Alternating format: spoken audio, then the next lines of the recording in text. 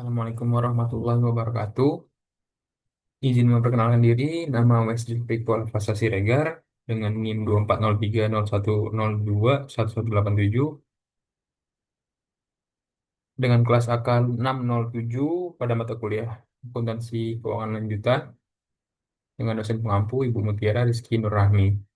Izin di sini saya presentasi demi memenuhi tugas UAS, di mana tugas UASnya adalah mempresentasikan satu materi yang dipelajarin dari 9 dari pertemuan 9 sampai 14. Langsung saja. Oke. Oke. Maaf sebelumnya. Eh, jadi yang saya ambil adalah materinya konsep transaksi persediaan antar perusahaan. Nah, transaksi persediaan ini adalah bentuk pertukaran antar perusahaan yang paling umum, di mana secara umumnya ketika perusahaan itu membeli barang sebagai persediaan untuk dijual lagi, itu sudah dipelajarin di sebelum-sebelumnya. Namun di sini pembedanya adalah ketika transaksi itu dilakukan oleh yang terafiliasi atau bisa dibilang masih dalam satu ikatan, satu afiliasi, satu keluarga, seperti itu, seperti induk dan anak. Nah, nanti akan ada penyesuaian yang namanya eliminasi. Eliminasi itu memastikan bahwa hanya biaya perolehan historis persediaan dari entitas konsolidasi yang dimasukkan ke dalam neraca konsolidasian. Jika persediaan tersebut masih dimiliki dan dibebankan pada harga pokok penjualan di periode terjualnya persediaan tersebut kepada non-afiliasi. Oke, next. Nah, di sini ada 4 poin penting ya. Pertama, karakteristik transaksi. Barang dagangan dijual ke perusahaan terkait dengan harga atau nilai tercatat penjual. Dampak pada neraca, jumlah persediaan di neraca akhir periode tidak memerlukan penyesuaian konsolidasi. Jurnal eliminasi diperlukan, tetap diperlukan satu ayat jurnal eliminasi meskipun tidak ada laba atau rugi. Menghilangkan pendapatan dari penjualan antar perusahaan, menghilangkan beban harga pokok penjualan yang dicatat penjual. Tujuan eliminasinya ada dua, menghindari pencatatan ganda atau overstated pada kedua akun. Yang kedua, menjaga akurasi laporan konsolidasi. Prinsip pengakuan laba. Laba penjualan persediaan antar perusahaan diakui saat persediaan dijual ke pihak tidak terkait. Kedua, pendapatan bersih konsolidasi harus berdasar pendapatan yang direalisasikan dari afiliasi transfer.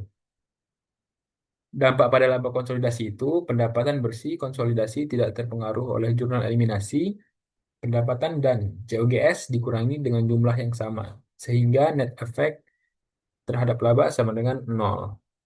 Beberapa perusahaan secara rutin menandai persediaan yang ditransfer ke afiliasi atau ke yang non-afiliasi dengan persentase biaya tertentu.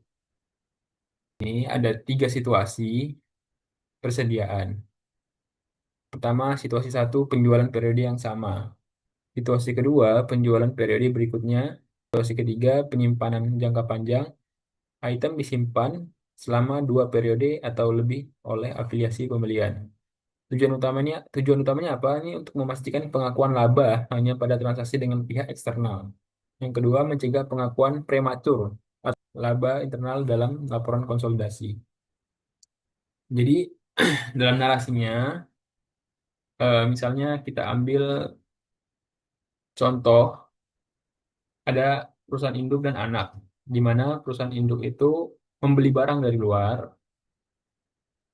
lalu menjualnya ke perusahaan anak. Perusahaan transaksi antar induk dan anak ini sebenarnya tidak dianggap seperti itu karena dari dua ini itu sebenarnya hasil penjualan itu tidak memperkaya masing-masing karena uangnya itu ya uang dari perusahaan yang sama gitu, induk dan anak. Sama halnya seperti keluarga, ketika membeli eh, ayah membeli sebuah misalnya minuman dijual ke anak karena satu keluarga, uang itu kan ditransfer ke ayah nih. Otomatis kekayaan keluarga itu tidak bertambah.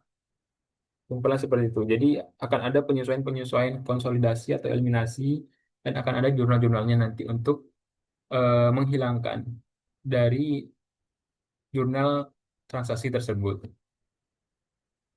Nah, ini langsung kita ke contoh kasus. Contoh kasus downstream atau hulu ya, dengan penjurnalan persediaan antar perusahaan atau perpetual. Downstream itu seperti yang tadi saya contohin, itu adalah dari induk ke anak. PT Induk memiliki 80% saham di Asa PT Anak. Pada 1 Juni 2024, PT Induk membeli persediaan seharga 6 juta. Lalu pada tanggal 1 Juli 2024 menjualnya ke PT Anak seharga 9 juta. Situasi ada dua. PT Anak menjual persediaan ke non-afiliasi pada tahun atau periode yang sama, misal 1 Agustus 2024, seharga 14 juta. Situasi kedua, PT Anak menjual persediaan ke non-afiliasi pada tahun atau periode selanjutnya, atau tahun berikutnya, misal 1 Februari 2025, seharga 14 juta. Nah, di sini kita mau bedah bagaimana jurnalnya, namun di sini kita nggak lagi menjelaskan tentang jurnal yang dibeli, misalnya PT Induk membeli persediaan seharga 6 juta, itu kita nggak membahas jurnalnya, jurnal pembeliannya seperti persediaan debit, kayak kreditnya kas, atau pas penjualan kasnya di debit, terus kreditnya di penjualan, debitnya COGS, kreditnya di inventory, itu enggak. Hanya eh, langsung ke bagaimana eliminasi, jurnal eliminasinya. Nah, ini untuk menjawab situasi satu. Jadi, setiap akhir periode dari laporan keuangan 31 Desember, kita harus mengeliminasi atau mengkonsolidasi. Pertama, kita catat. Tadi adalah persediaan dibeli 6 juta oleh induk, lalu dijual ke anak seharga 9 juta. Ini COGS-nya yang dibeli induk, ini penjualan ke anak, penjualan ke anak. Sehingga di PT Anak ini mengakui COGS-nya itu adalah penjualan ini 9 juta. Lalu situasi pertama ya, di tahun atau periode yang sama menjualnya seharga 14 juta. Ini 14 juta. Nah, PT Induk di sini mengakui keuntungan gross profit 3 juta. PT Anak di sini mengakui keuntungan 5 juta. Sehingga jika ditotalin penjualannya 23 juta, COGS-nya 15 juta, dan gross profit atau laba kotornya 8 juta. Namun, ini itu belum sebenarnya, ini belum benar. Kenapa? Karena ini ada transaksi satu keluarga atau afiliasi. Sehingga ada penjualan yang harusnya tidak dianggap. Itu. Nah, jadi di sini harus ada nih konsolidasi. Apa yang dikonsolidasi itu? Pertama, seharusnya kan penjualan itu adalah 14 juta yang dijual keluar ke non afiliasi 14 juta di sini seharusnya.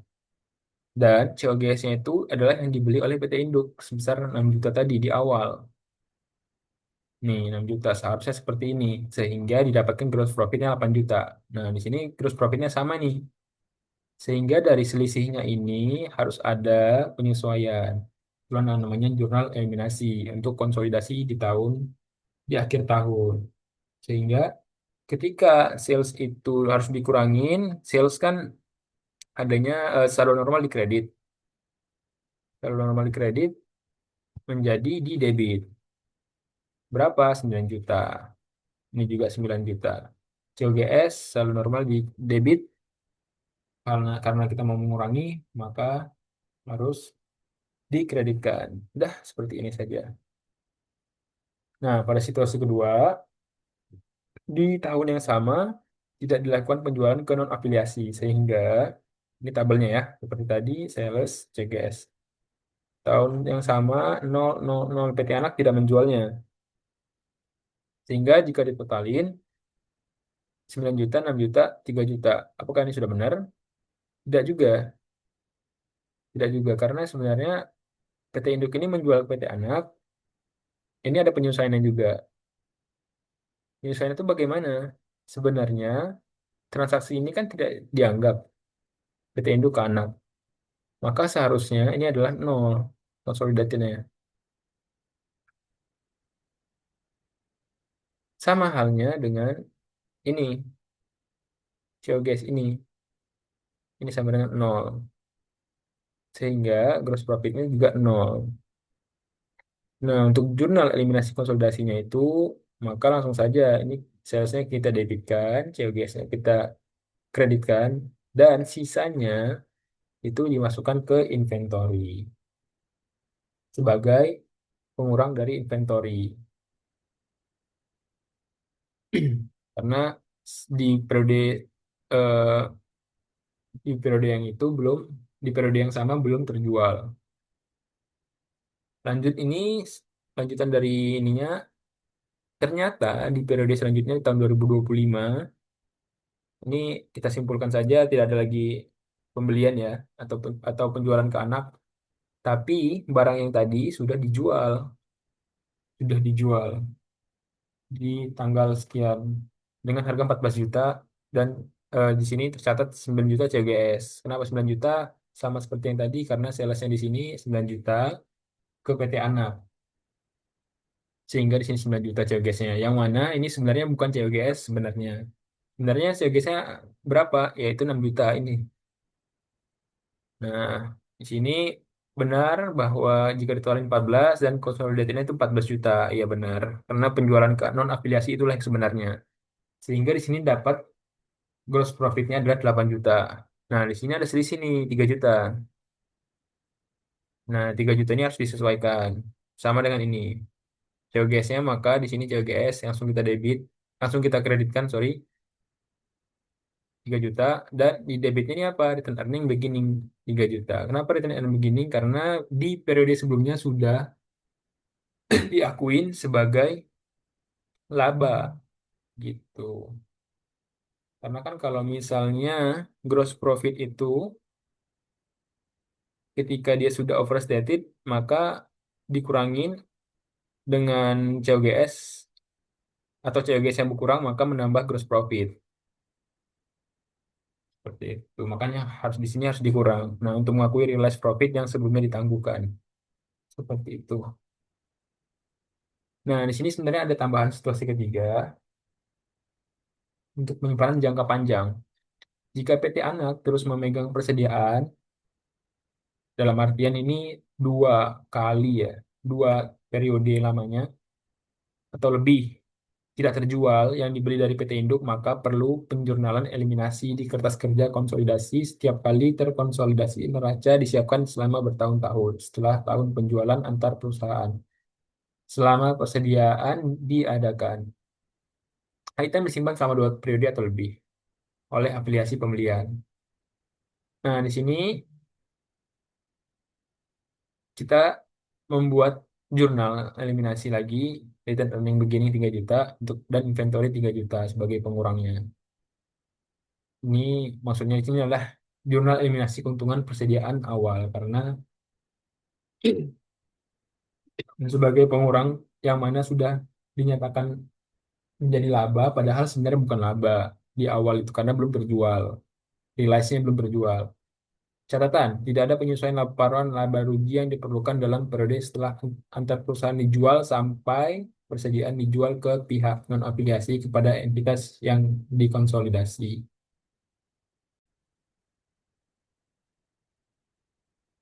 Baik, sekian presentasi dari saya. Mohon maaf bila banyak kurangnya. Saya tutup. Assalamualaikum warahmatullahi wabarakatuh.